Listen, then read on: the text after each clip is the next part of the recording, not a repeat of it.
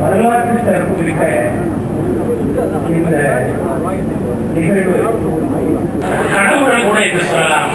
அது நிறைவாக நடைபெறுகின்ற காலத்திலே நான் மிக்க மகிழ்ச்சி அடைகின்றேன்.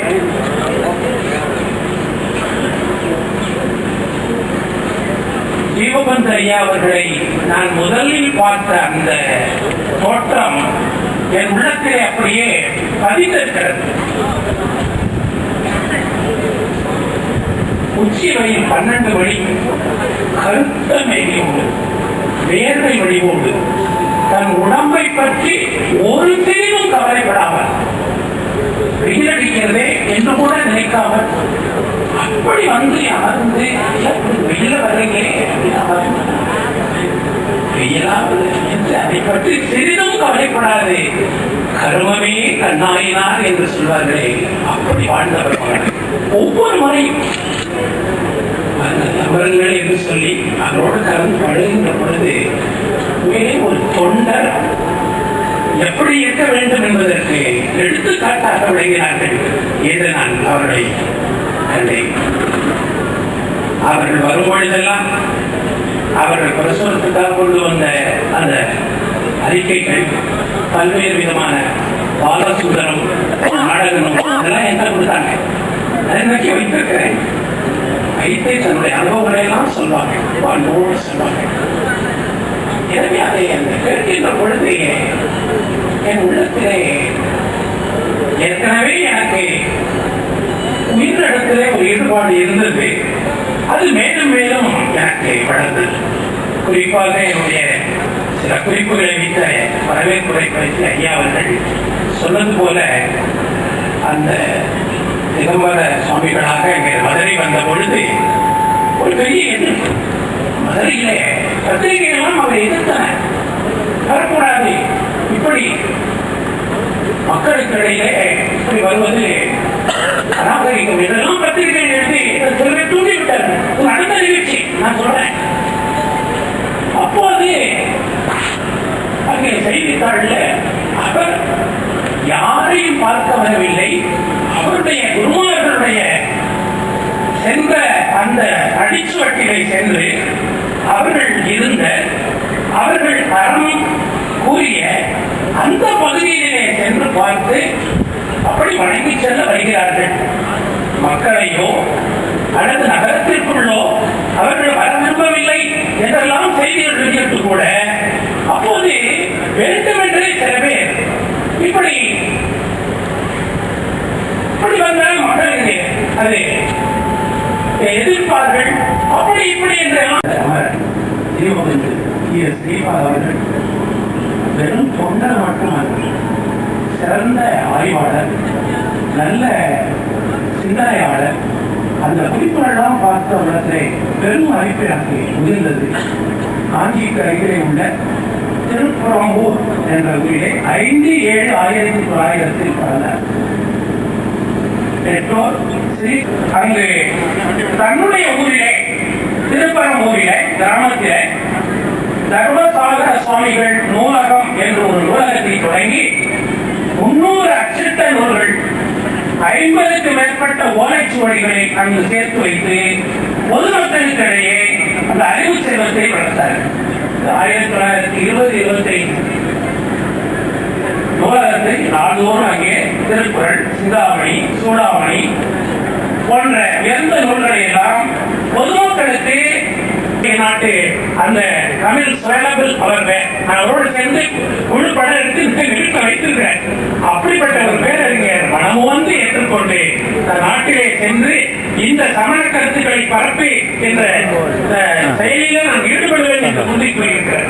இப்படியெல்லாம் மிகச்சிறந்த அறநெறிகளை கொண்ட அற்புதமான தொண்டாற்றிய பிரமுகம் நல்லறம் என்ற திங்கள் இதழை தொடங்கி தெய்வ புருஷராக அப்படி வாராது வந்த மாமணியாக இங்கே பிறந்து தொண்டு செய்த உத்தவர்.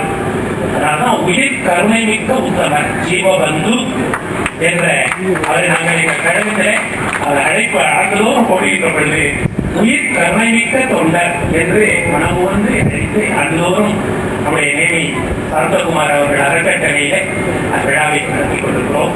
பெருமக்களே, அதே ஜீவபந்த அவர்களை நினைக்கின்ற பொழுதெல்லாம் என் உள்ளத்திலே இந்த எண்ணங்கள் மட்டுமல்ல, அதற்கு பிறகு அவர்களை போல நாமும் சில தொண்டுகள் ஆற்ற வேண்டும் என்ற எண்ணத்திலே மதுரையிலே ஆண்டுதோறும் உலக உயிர்கள் மாநாடு என்று நடத்தி ஒவ்வொரு உயிரிழக்கும் பிரதிநிதியாக அந்த பெரிய அவையில ஆடுகள் இருக்கும், கோழிகள் இருக்கும், பல்வேறு புறாக்கள், பல்வேறு நாம் வீட்டிலே வளர்க்கக்கூடிய இந்த ஜீவர்களை எல்லாம் அங்கே வைத்து அவர்கள் சார்பாக பல அறிஞர்கள் மேடையில் ஏறி பேசுவார்கள். நாள்தோறும் கோழி ஆடுகள் அப்படி வைப்பாங்க. எல்லாரும் எடுத்துக்கொண்டு நாம இங்க போவோம், விழா பலி தடை போவோம். ஒரு 30-40 பேர் கையில எல்லாம் கொடி பிடித்துக் கொண்டு உயிர்களை கொல்லாதீர்கள், பலி செய்யாதீர்கள், பாவம் தேடாதீர்கள் என்றெல்லாம் கோஷமிட்டு போறோம். போய் பார்த்தீங்கன்னா ஒரு பெரிய கண்மாரி போல அது ஒரு போர்க்கள மாதிரி இருக்கு. நான் பார்த்தது எனக்கு அப்படியும் தவறாக சொல்லப்பட்டிருக்கிறது. நம்மை போல அதுவும் ஒரு உயிர் தான். ஆகவே அந்த பாவத்தை செய்யாதீர்கள், பொங்கலிடுங்கள், மாமலப்பு வையுங்கள், இதை பலி செய்யாதீர்கள் என்று அன்பாக வேண்டிக் கொள்ள வேண்டிக் கொள்ள அவர்கள் கொஞ்சம் கொஞ்சமாக மாறினார்கள். நேரடியே கட்டம் ஐயா அடுத்த ஆட்டம் சொல்றோம் என்கிட்ட உறுதிமொழியெல்லாம் சொன்னார்கள். நாங்கள் உறுதிமொழியெல்லாம் வாங்கணும். அன்பா அதை சொல்லி அவர்கள் உள்ளத்திலே வெறும் மனிதர்கள் தானே, அறியாமல் செய்கிறார்கள். ஆகவே இப்படியெல்லாம் செய்கின்ற பிறகு படிப்படியாக குறைந்துவிட்டு மதுரையிலே செல்லத்த உலகிற்கே ஒரு பேர் ஒளியாக வந்திருக்கிறது. இதை உணர்ந்தவர்கள் முறையாக இல்லறம் நடத்தி பிறகு முறையாக துறவர நெறியிலே சென்றவர்கள் தான் நம்முடைய மகாவீரர்கள். அப்படி அவர்கள் இல்லறம் நடத்தி யசோதை என்ற மனைவி திருமணம் செய்து ஒரு பெண்மகள் வைக்கின்றது. நன்றாக வாழக்கூடியது. எனவே அத்தகைய ஒரு பெரிய சமண அந்த நெறியை முன்னின்று மிகச்சிறந்த தொண்டராக அதை இருந்து வாழ்ந்து காட்டி தன்னுடைய வாழ்க்கையிலே அந்த கருத்துக்களை எல்லாம் பரப்பி உயிர்களுக்கு மிகுந்த தொண்டராக கருணைமிக்க ஒரு சிறந்த நண்பராக விளங்கிய ஜீவபந்த அவர்களுடைய திருவுருவப் படத்தை திறந்து வைக்கின்ற ஒரு பேரு எனக்கு கிடைத்ததை கண்டு மிகவும் நான் மகிழ்ச்சி அடைகிறேன், பெருமை அடைகிறேன். எனவே என் உள்ளத்திலே நான் அன்று சொன்ன உறுதிப்பாட்டை இன்றைக்கு சொல்லுகிறேன். நான் திருமணம் முடித்தவுடனே வள்ளலாரத்தில் என்னுடைய மனைவியை அழைத்துக் கொண்டு வள்ளலாருடைய தைப்பூசத்திலே ஞானசபை முன்பு நின்று நானும் என் துணைவியும் இருவரும் உயிர்களுக்கு இதுவரை தொண்டு செய்வோம், எங்களால் மனம் வாக்கு செயலாலை கண்டிப்பாக தொண்டு செய்வோம், பெருமானே நீங்கள் எங்களுக்கு உதவ வேண்டும் என்று சத்தியம் செய்வோம். அதுபோல இன்றைக்கும் அந்த முறையிலே என் மக்களெல்லாம் என் மகள் மங்கையர்கரசி தியாகராசர் கல்லூரியிலே தமிழ் பேராசிரியராக இருக்கிறார். அவள் இப்பொழுது சமண நூல்களை எல்லாம் நாடகமாக ஆக்கிக் கொண்டிருக்கிறார். ஏனென்றால் பல அறிஞர்கள், பல கல்விக்கூடங்கள் எந்த பெரும் அறிஞர் தான் திருவள்ளுவர் என்பதை என் உள்ளமானது மிக அழுத்தமாக நினைத்துக் கொண்டிருக்கிறது. மற்றவர்கள் என்னதான் சொன்னாலும் சரி, உள்ளே அவர் காலத்தில் அவருடைய முக்காலத்திற்கு பிறகு திருக்குறளிலே இருக்கக்கூடிய ஆழமான நுட்பமான அழுத்தமான குரல்களை பார்க்கின்ற பொழுது சமண நெறியிலே உள்ள உயர்ந்த கருத்துக்களை மிக ஆழமாக அழுத்தமாக சொல்கிறார் திருவள்ளுவர்.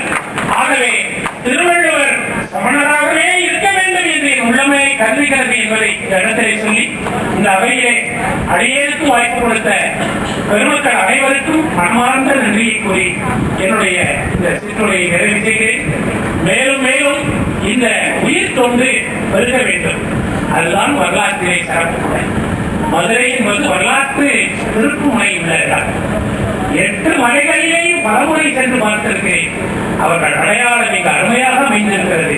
குறிப்பாக இந்த மலையிலே மிகச்சிறப்பாக அமைந்திருக்கிறது. குஜராத்திலும் பல்வேறு சமணத்தை சார்ந்த வடமொழி வட நாட்டு மக்களும் பலமுறை இங்கே கூட்டம் கூட்டமாக வந்து தங்கியிருந்து கொண்டு இங்கே பல அறங்களை செய்துவதை நான் பார்த்துக் கொண்டிருக்கிறேன். அத்தனை ஒரு இடத்திலே இங்கே ஒரு அருமையான ஒரு மன்றத்தை நிறுவி இங்கு யார் வருகிறார்களோ அவர்களுக்கு ஒரு இடம் இருக்கிறது. இங்கே தங்கலாம், இங்க இருந்து வழிபாடு செய்யலாம், ஆராய்ச்சி அவர்களுக்கு துணை செய்கின்ற முறையிலே இது அமைய வேண்டும் என்று பல காலங்களாக நான் மனத்திலே வைத்திருக்கிறேன். பல அறிஞர்களும் இதை சொன்னார்கள். எனவே இன்றைக்கு உருவாகி இருக்கிறது. அதை இது வரலாற்றிலே மதுரை அம்பதியிலே தமிழத்தை வேரூன்றுகின்ற மிகச்சிறந்த ஒரு அற்புதமான விழாவாக அமைக்கிறது என்பது உண்மை. உண்மையை, உயிர் கருத்தை, உயிர்களெல்லாம் உயிர் வருகின்ற உயர்ந்த கருத்தை மதுரை மக்களுக்கு மீண்டும் அறத்தை சிறப்பாக சொல்லுகின்ற ஒரு பெருநெறியை தொடங்குகின்ற ஒரு பெரும் வரலாற்று மாற்றத்திற்கு தான் இந்த மன்றத்தை உதவி இதற்கு வேண்டிய பொருளெல்லாம் செய்து நீங்கள் அனைவரும் கையெழுக்கிறீர்கள். எனவே உங்களுடைய இந்த புண்ணிய செயலை கண்டு உங்களுடைய திருவடிகளை வணங்குகிறேன். மதுரை அம்பதியில் நடக்கக்கூடிய இந்த அறச்செயலுக்கு அடியே எப்போதெல்லாம் வாய்ப்பு இருக்குமோ அப்போதெல்லாம் வந்து இங்க இருந்து நானும் என்னால் என்ற தொண்டினை செய்வேன் என்று சொல்லி மீண்டும் அனைவருக்கும் நன்றி கூறி விடைபெறுகிறேன். வணக்கம், நன்றி.